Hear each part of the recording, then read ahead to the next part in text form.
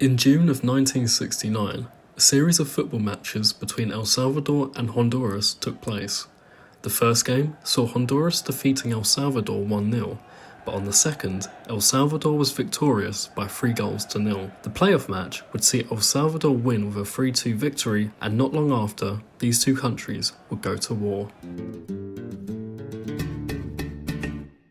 Although the football games would be the cause, the conflict had been building up for a long time at this point.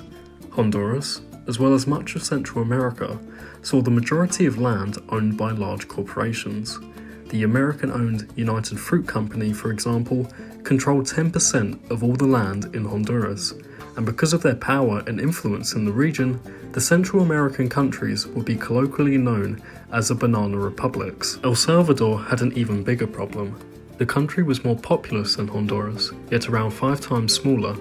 With not enough land to work on, a large amount of immigrants had crossed into Honduras looking for work, with 300,000 illegal immigrants entering the country by the 1960s. In 1963, General Oswaldo López Arellano had staged a coup in Honduras to prevent communist influence in the country, and by 1966, the United Fruit Company banded together with many other large companies to create the National Federation of Farmers and Livestock Farmers of Honduras. The group put pressure on Arellano to protect the property rights of wealthy landowners and corporations, lower taxes for them, and disrupt the agricultural unions.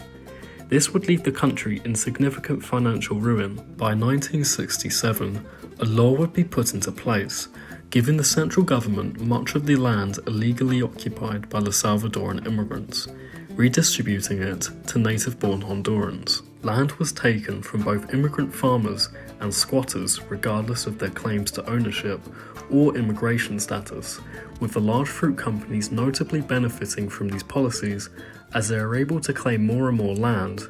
Thousands of Salvadoran labourers were expelled from Honduras, including both migrant workers and long-term settlers. The tensions between El Salvador and Honduras from these events would come to a head in the 1970 FIFA World Cup qualifying matches.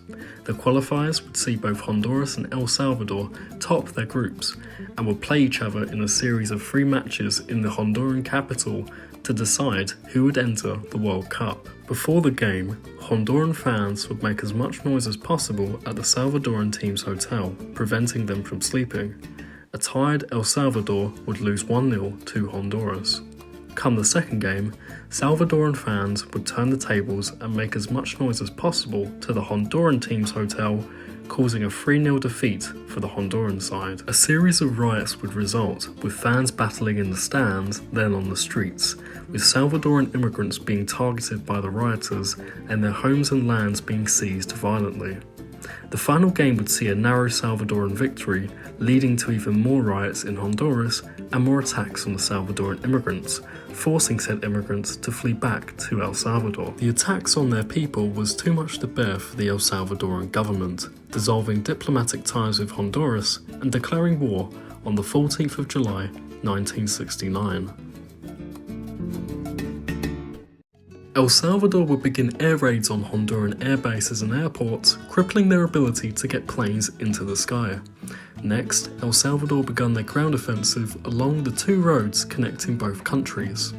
Their advance was rapid, using light tanks and infantry, with El Salvador getting closer and closer to the Honduran capital. The Organization of American States would quickly gather to call for an urgent ceasefire between the 2 countries.